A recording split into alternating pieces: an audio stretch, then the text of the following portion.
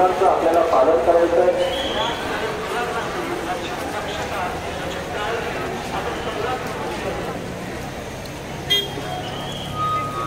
Auto rickshaw समोरील महिला भगिनींना विनंती करतो, थोडी जागा मोकळी करा।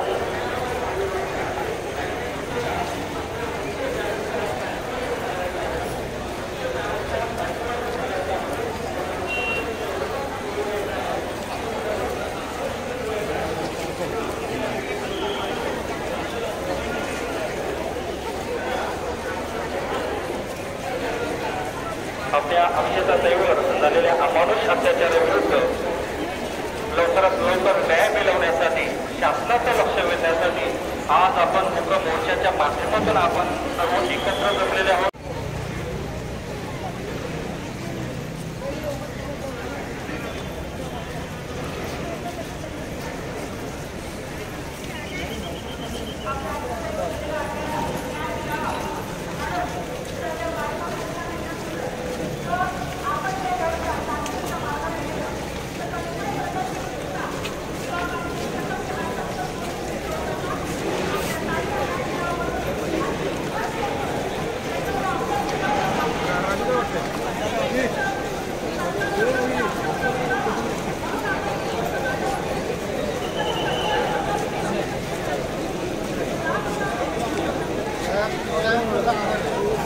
मागच्याना कार्यक्रम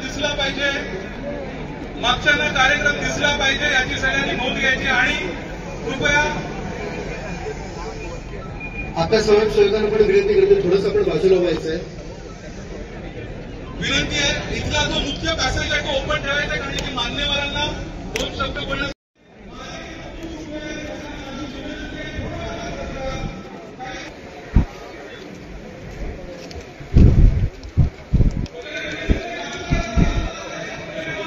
असेल की कोमलला विनंती आहे, नाही तिकडे समोर घे ना कोमलला विनंती आहे, माईक कोमलकडे कृपया देण्यात यावं। कोमलकडे एक माईक देण्यात यावा कृपया।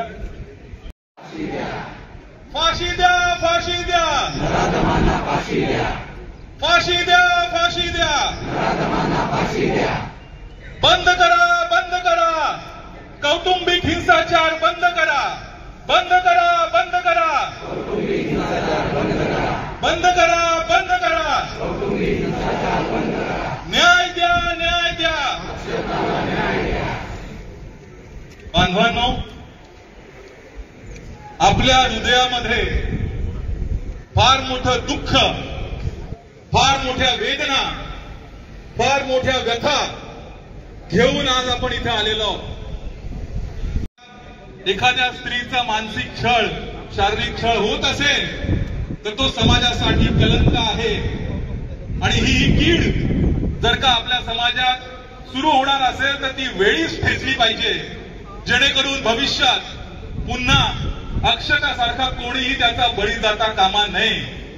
ही आपली वेदना, ही आपली व्यथा व्यक्त करायला आपण आज इथे आलेलो आहोत। इतकंच नव्हे तर आपला मानसिक छळ झाल्यामुळे, मानसिक तणाव आल्यामुळे कुठेतरी शांतता मिळाली पाहिजे, कुठेतरी आपल्या मनाची अस्वस्थता दूर झाली पाहिजे आणि ती अस्वस्थता दूर करण्यासाठी आपल्या सगळ्यांसाठी जो एक शेवटचा उपाय असतो तो असतो देवाचं घर, ते असतं देवाचं दार।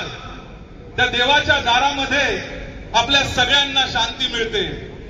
आपल्या मनात जितक्या शंका असतील, आपल्या मनामध्ये जितके त्रास असतील, आपल्या मनातल्या जितक्या व्यथा असतील, जितक्या वेदना असतील, त्या सगळ्या वेदना देवाच्या दारी गेल्यावरती दूर केल्या जातात, दूर होतात। आणि अशाच पद्धतीने आपल्या मनातल्या वेदना दूर करण्यासाठी अक्षताने देवाचं दार गाठलं होतं। आधी आपल्या जवळपासच्या मंदिरांमध्ये ती गेली होती, तिथे तिला मनाला थोडी शांतता नाही लाभली, म्हणून थोडं लांब निसर्गाच्या कुशीत असलेल्या शीळ डायनर परिसरातल्या टेकडीवरील जे घोळ गणेश मंदिर आहे, कारण की अक्षता गणपतीची भक्त होती, त्या घोळ गणेश मंदिरामध्ये त्या निसर्गरम्य अशा ठिकाणी आपल्या मनाला शांतता मिळेल, आपल्या मनातल्या वेदना कमी होतील म्हणून देवाच्या दारी अक्षतांनी शरण घेतली होती आणि तिला वाटलं होतं की देवाच्या दारी माझे दुःख माझ्या वेदना दूर होतील. पण तिला हे माहित नव्हतं की या देवाच्या दारी पुजाऱ्यांचे सोंग घेतलेले काही नराधम तिच्यावरती टपून बसले असतील आणि तिच्या एकटेपणाचा, तिचा मानसिक स्वास्थ्य बिघडलेलं, मानसिक तिची जी अस्वस्थता होती त्याचा गैरफायदा असे कोणी नराधम घेतील हे तिला क्षणभरही वाटलं नसेल. मात्र त्या दिवशी त्या नराधमांनी तिचा घात केला.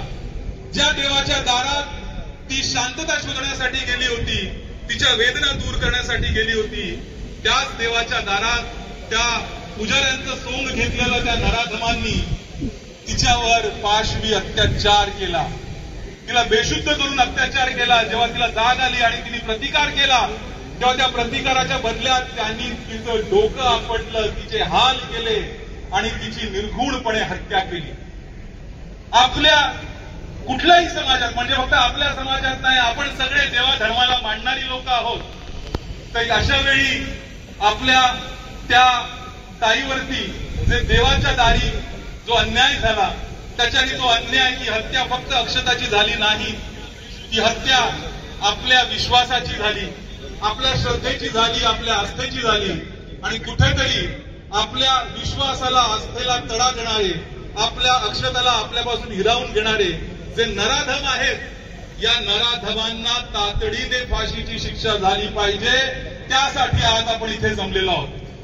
आणि त्याचबरोबर ते कसं होईल? पोलीस त्यांचं काम करतायत. नवी मुंबई पोलिसांनी फार जातीने लक्ष घालून या प्रकरणामध्ये लक्ष घातलेलं आहे. ते सहकार्य करतायत. त्यांनी सहकार्य केल्यामुळेच ज्यांनी तिची तक्रार नोंदवण्याला उशीर केला त्या ज्या उपनिरीक्षक आहेत मीना वराडी यांचं निलंबन तातडीने आयुक्त साहेबांनी केलं, त्याबद्दल आपण सगळे त्यांचे ऋणी असलो पाहिजे. त्याचबरोबर ज्या सासरच्यांनी तिच्यावर अत्याचार केला, अन्याय केला, त्यांना सुद्धा पोलीस कस्टडी आणि आता जेलची कस्टडी दाखवण्यात आलेली आहे. त्यासाठी सुद्धा पोलिसांनी सहकार्य केलं, त्याबद्दलही आपण त्यांचे ऋणी आहोत. मात्र ज्यांनी तिला आपल्यापासून हिरावलं, तिच्यावरती जे दुष्कृत्य केलं, त्या नराधमांना मात्र फासावर लटकवल्याशिवाय आपल्याला शांत बसायचं नाही.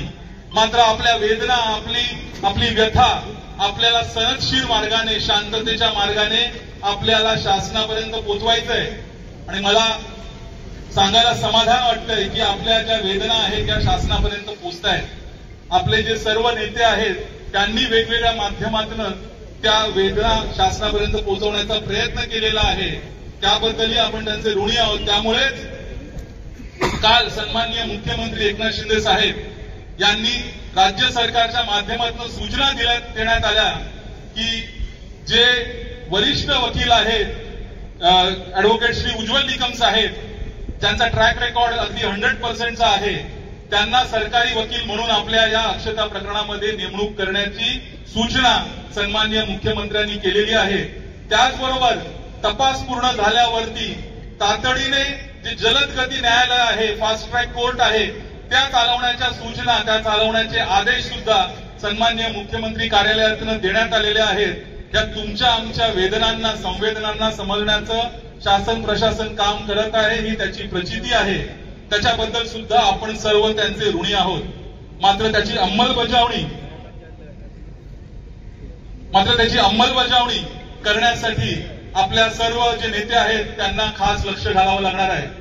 विशेष ऋण इथे नक्कीच व्यक्त करावे लागतील, कारण की जेव्हा विशेष सरकारी वकील नेमण्याची गोष्ट पोलिसांच्या माध्यमातून आम्ही जेव्हा चर्चा करत होतो त्यावेळी आपले जे सन्माननीय आमदार आहेत गणेश नाईक साहेब यांनी स्वतःहून पत्र पाठवून, स्वतःहून बोलून या संदर्भातला पाठपुरावा केला.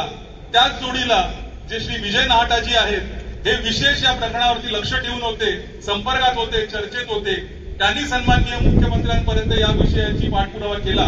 इतर आपले सगळ्याच पक्षाचे नेते मध्ये राजूदादा असतील, त्याचबरोबर ज्या रुपालीताई चाकणकर आल्या होत्या, त्याचबरोबर विचारे साहेब असतील किंवा इतर अगदी अंबादास दानवेंपर्यंत सुद्धा या विषयाची चर्चा झालेली होती. अगदी शरद पवार साहेबांबरोबर, अजित पवार साहेबांपर्यंत या विषयी चर्चा झाली होती. फडणवीस साहेबांबरोबर नाईक साहेबांचं स्वतः बोलणं झालं होतं. त्यामुळे सर्व पक्षीय आपले जे नेते आहेत या प्रकरणामध्ये लक्ष घालून आणि आपल्या संवेदनांच्या सोबत होते, त्याबद्दल नक्कीच आपण सर्व त्यांचे ऋणी असायला पाहिजे. पण आता फक्त आदेश निघालेले आहेत, सूचना झालेल्या आहेत. अजून निकाल लागलेला नाही, त्यामुळे होणार नाही याची कृपया काळजी घ्यायची आहे। बसेस आणि त्यांच्या रिक्षा इथपर्यंत येऊ शकणार आहेत, त्यामुळे महिला भगिनींना बाहेर निघण्यासाठी जागा द्यायची आहे। आम्ही आगस्कर कुटुंबीय आणि सगळ्यांना बाहेर निघण्यासाठी जागा द्यायची आहे। आम्ही आगस्कर कुटुंबीय आणि संपूर्ण नवी मुंबई भूमिपुत्रांच्या समाजाच्या वतीने आपला जो श्रद्धांजलीपर जो आपला कार्यक्रम आहे